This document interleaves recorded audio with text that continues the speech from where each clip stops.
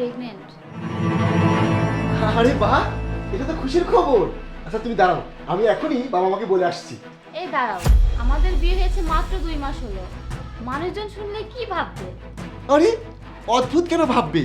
আল্লাহ তাআলা আমাদেরকে এত তাড়াতাড়ি এত বড় একটা খুশির জিনিস দিয়েছে। আরে এটা তো আমাদের গ্রহণ করা উচিত। না জাহিদ, আমি এখনই প্রস্তুত নই। আমি এই সন্তান চাই না। আরে আমরা তো ভাগ্যবান, আমরা এত তাড়াতাড়ি আমরা একটা সুখ পাচ্ছি।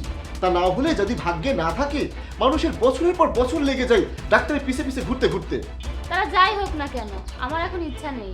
তুমি এক কাজ করো, তুমি 2-1 দিন সময় নাও, একটু ভাবো, তারপর আমরা কথা বলি। ঠিক আছে জাহিদ, আমি তো ভেবেছি এই সন্তান আমার চাই না। তুমি কেন জিদ করছো? যখন উপরাল্লাহ আমাদেরকে সুখ দিচ্ছেন, তখন এটা আমাদের নিতে সমস্যাটা কি? আমি তোমাকে বলেছি তো এই সন্তান চাই না। আর যাই হোক, এই বিষয়ে তর্ক বা মারামারি করে কোনো লাভ নেই। মানে? মানে কাল রাতে আমি অ্যাবর্শন পিল খেয়েছি। রিয়া, এই সন্তানটা আমাদের দুজনের, তাহলে তুমি একা সিদ্ধান্ত নিলে কিভাবে? তোমরা তো তারা কিসের যে এখনই বাচ্চা নিতে হবে? আমরা কয়েক মাস পর বা 1 বছর পর বাচ্চা নেওয়ার প্ল্যান করতে পারি, তাই না? এটা ঠিক না, কিন্তু যখন ভেবেছই তখন তোমার সাথে আর তর্ক করে লাভ নেই। কিন্তু একটা কথা মনে রেখো, তুমি অনেক অন্যায় করেছো।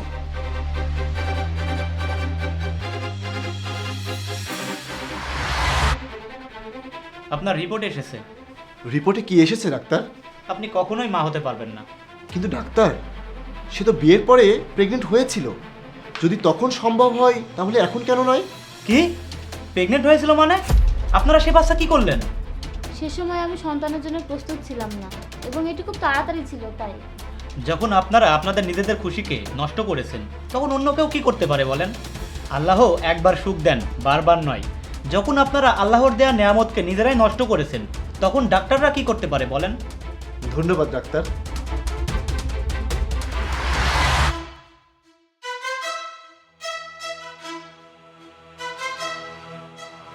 জাহিদ, আমাকে ক্ষমা করে দাও। আমার সেই সময় তোমার কথা শোনা উচিত ছিল। আমি অনেক পাগলামো করে ফেলেছি। ওই অ্যাবর্শনের পিল খেয়েছি। আমাকে ক্ষমা করে দাও, আমি অনেক বড় ভুল করে ফেলেছি। আমি যদি তখন সেটা না করতাম, তাহলে আজ আমাদের একটা সন্তান থাকতো। তুমি জানো, আমি যখন অন্যের সন্তানের দিকে তাকাই, মনে হয় আমার ভেতরে একটা অসম্পূর্ণতা, একটা শূন্যতা রয়েছে, যা এখন আর পূরণ হবে না। সব সময় মনে হয় আমার একটা সন্তান থাকা উচিত। রিয়া, আল্লাহ যদি কিছু দেন তাহলে সেটা আনন্দের সাথে আমাদের গ্রহণ করা উচিত। তা না হলে আল্লাহ যদি একবার রাগ করেন, তাহলে আমাদের আর কিছু করার থাকে না। আমরা তাকে দূরে সরিয়ে দিতে পারি না। দয়া করে আমাকে ক্ষমা করো। আমার একটা ভুলের শাস্তি আমাদের দুজনকেই ভোগ করতে হবে। আমরা কখনো বাবা মা হতে পারবো না। কোনো সমস্যা নেই, তুমি চুপ করো। আমরা যদি মা বাবা হতে না পারি, তাহলে আমরা একটা এতিম সন্তানকে দত্তক নিতে পারি। তাহলে সেই এতিম সন্তানের জীবনটাও অনেক সুন্দর হবে। আমরা তাকে বাবা মার ভালোবাসা দেব, তুমি তাকে মায়ের যত্নে লালন পালন করবে। এতে একজন এতিমের জীবনও ভালো হবে, আর আমাদের শূন্যতাটাও পূরণ হয়ে যাবে।